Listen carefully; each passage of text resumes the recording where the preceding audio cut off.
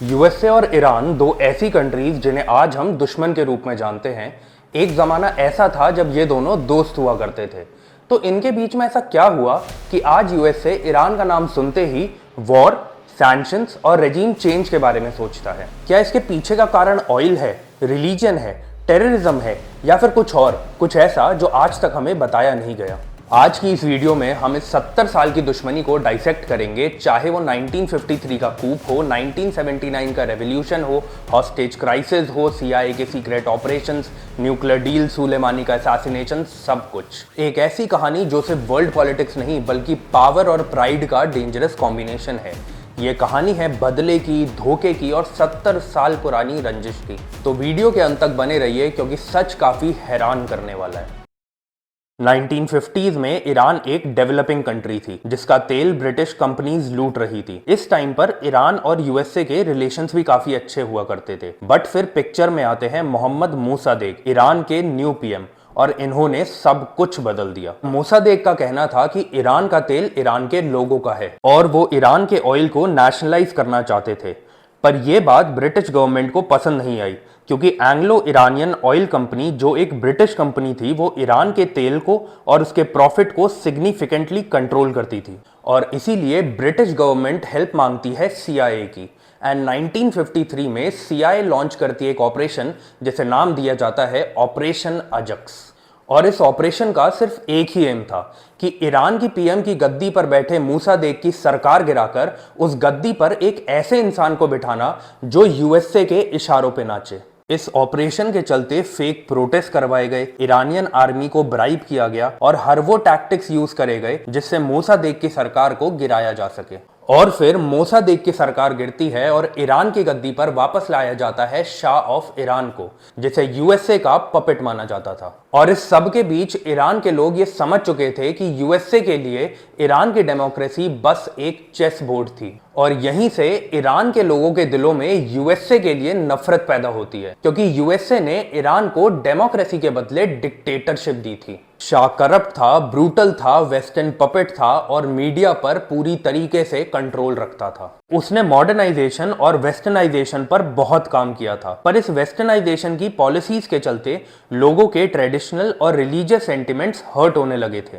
और क्योंकि किसी भी सोसाइटी में चेंजेस ग्रेजुअली लाए जा सकते हैं, रेडिकली नहीं, इस वजह से ईरान की जनता शाह से थक चुकी थी। और इसी वक्त पिक्चर में आते हैं अयतुल्ला खोमेनी और बन जाते हैं इस्लामिक रेवोल्यूशन के लीडर। खोमेनी ने ओपनली अमेरिका को हर तरीके से कंडेम किया और इसी सब के बीच ईरान में होता है 1979 में एक इस्लामिक रेवोल्यूशन और शाह को पीएम की गद्दी से हटा दिया जाता है। शाह अपनी जान बचाकर अमेरिका भागता है, वहां उसे असाइलम दे दिया जाता है और इस वजह से ईरान के लोगों के दिलों में आग लग जाती है। ईरान के स्टूडेंट्स गुस्से में यूएस एम्बेसी में घुसकर 52 अमेरिकन्स को 444 डेज के लिए बंदी बना लेते हैं। टीवी पर अमेरिकन सिटीजन्स हेल्पलेस दिख रहे थे, वर्ल्ड के सुपर पावर की बेइज्जती हो रही थी और यूएसए का घमंड चूर चूर हो रहा था। यूएस ने ईरान को एक्सेस ऑफ ईवल का पार्ट डिक्लेयर कर दिया था एंड इसके बाद यूएसए एंड ईरान के रिलेशंस फिर कभी नॉर्मल नहीं हुए और अब दौर शुरू होता है प्रॉक्सी वॉर्स का। ईरान के रेवोल्यूशन के बाद सबसे पहली बड़ी वॉर हुई ईरान इराक वॉर, जो कि एक 8 साल लंबी वॉर थी। इराक के सद्दाम हुसैन ने ईरान पर हमला किया, ये सोच के कि इस वक्त ईरान काफी कमजोर है। एंड इस वॉर में यूएस ओपनली इराक को सपोर्ट करता है, मिलिट्री एड प्रोवाइड करता है, इंटेलिजेंस प्रोवाइड करता है and even secretly chemical weapons भी प्रोवाइड करता है। पब्लिकली तो यूएसए पीस की बातें करता रहा, पर वहीं दूसरी तरफ सीक्रेटली इराक को वेपन्स मिल रहे थे। ईरान के लिए मैसेज क्लियर था कि अमेरिका हमेशा उनके अगेंस्ट ही रहेगा और क्योंकि यूएस इस कहानी का पार्ट है तो हिपोक्रेसी तो बनती है। 1985 में यूएसए सीक्रेटली ईरान को भी वेपन सप्लाई करता है ताकि अमेरिकन हॉस्टेजेस को उनसे निकलवाया जा सके। तो मतलब एक तरफ तो वॉर सपोर्ट इराक को और दूसरी तरफ ईरान को भी वेपन सप्लाई किए जा रहे थे। ईरान के लिए यह बात क्लियर थी कि अमेरिका एक हिपोक्रिटिकल, कंफ्यूज्ड और सेल्फ सेंटर्ड दुश्मन था और अब दौर था टेररिज्म एंड अमेरिका के लेबल गेम का। 1990s में और 2000s में यूएस ने ईरान को वर्ल्ड का top state sponsor of terrorism declare किया क्योंकि ईरान ने हिजबुल्लाह, हमास, हाउथीज और इराक के शिया मिलिशियास को फंड किया था। इस वजह से यूएस के अलाइज जैसे Israel and Saudi Arabia direct threat में थे। वैसे तो ईरान के लिए ये ग्रुप सिर्फ एक रेजिस्टेंस ग्रुप थे जो कि पैलेस्टीन और लेबनान के लिए फ्रीडम फाइटर्स थे।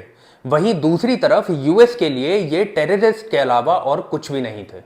और यहीं से ईरान और यूएसए के बीच में एक आइडियोलॉजिकल वॉर स्टार्ट हो जाती है, जहां एक तरफ यूएसए एक कैपिटलिस्टिक, डेमोक्रेटिक और लिबरल अप्रोच रखता था, वहीं दूसरी तरफ ईरान एक इस्लामिक, एंटी वेस्ट और रेवोल्यूशनरी अप्रोच रखता था।